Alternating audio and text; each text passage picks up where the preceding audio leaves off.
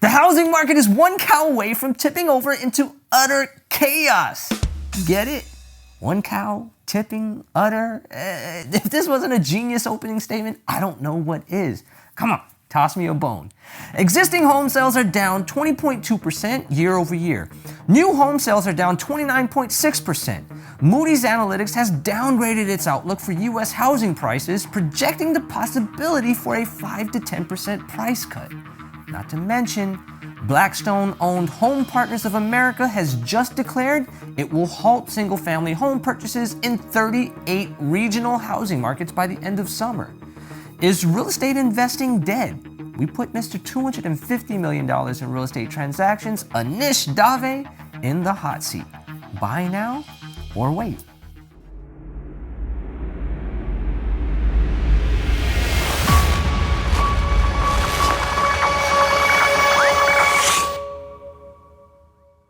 What's up, everybody? I'm Sean McMurray, co-host of BPM REIA Online, and this is Mr. $250 million in real estate transactions, my mentor, my good friend, president and owner of BPM REIA, Anish Dave. Hey, this is Anish Dave, president of BPM REIA Online. Hope to see you guys soon. Before we get into the questions, let's get some background so that you'll have the context behind the questions.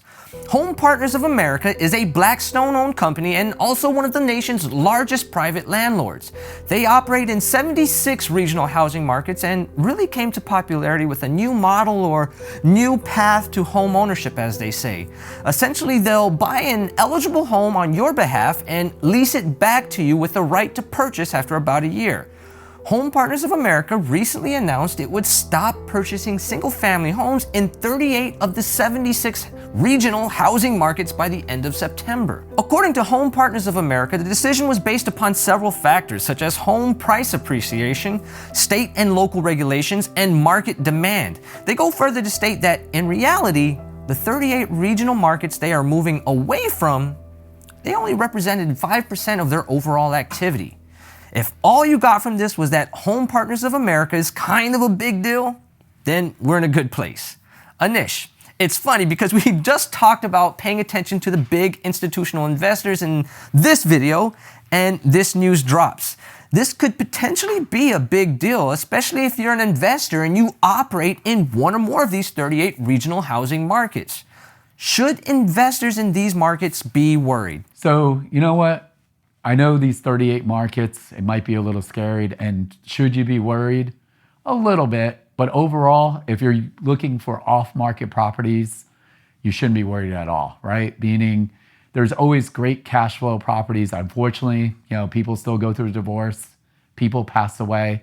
If you could actually find multiple exit strategies too, right? Meaning you're in a short-term rental game, you're using seller financing or any other creative ways out there, I wouldn't be worried at all. That's a good point, Anish, but let's say, for example, you're in Oregon. Good luck with that. A state that is notoriously known for its uneven and unfair regulations as it relates to landlords, right? The system is kind of unbalanced. But let's say that HPA moved out of that market for that reason, where it was just making it unprofitable, right? So that being one factor, what factors should investors be paying attention to that will help them determine if the market they are in is worthy of staying in, or if they should follow suit with HPA and look for other markets? Yeah, so Sean, Home Partners of America, they're like a big cruise ship, right? They're looking at thousands of houses in a specific market. We're still like that little speedboat, cruising around, or on our jet skis. We're looking at each house independently. So there's a big difference when you're looking at a big hedge fund. Again, Home Partners of America is the big, gorilla in the house, when it comes to hedge funds, but there's also other hedge funds out there, such as Jeff Bezos just started a fund. So not all hedge funds are leaving. So you kind of want to pay attention, to the biggest guy, but there might be some opportunities for us small people today. I'm glad you used the analogy of the big ship, right? In fact, we just talked about that in another video, and this news came out, so I'm glad you brought that back up. So question, Could this be a sign for things to come, right? Will institutional investors begin offloading their properties at a higher pace as the market continues to sour and soften? Will they continue to eliminate markets? So yeah, that's a good question because unfortunately I'm not on the board with these guys. So I don't have an inside look, but there's always opportunity, right? So if, let's say, they want to unload some properties in different areas. Well, we might be able to buy it at a discount as number one from them because they've already made their money. Their margins, they could be slim for them because they got billions of dollars. The second end of it is that, we might have a different exit strategy. And we're talking about short-term rentals, right? So what they're using, the traditional format, hey, we're gonna find a homeowner, rent it out for 12 months. Well, we might, really work on that short-term rental game. We might house hack, make it, multiple units on that portion, value add. So we really know, we're the easiest, the way I could say is like, we're like a true artist versus, a cookie cutter, company that just, I'm just going to throw everything together like a factory. Again, another good point, right? And I'm glad you brought that up because being that we are not doom and gloom or hopelessly optimistic, we are solutions people, right? And you kind of addressed some of the plays, if you will, that some of these investors can make, right? Adjusting certain things, right? But so specifically, what is the play for these investors who are affected by the HPA pullout in their markets? If anything, they should be excited. Right now, there's less competition for them. Right? Homeowners, while they're selling, they don't have these big hedge funds or their buyers or realtors that represent them trying to buy out these properties quickly.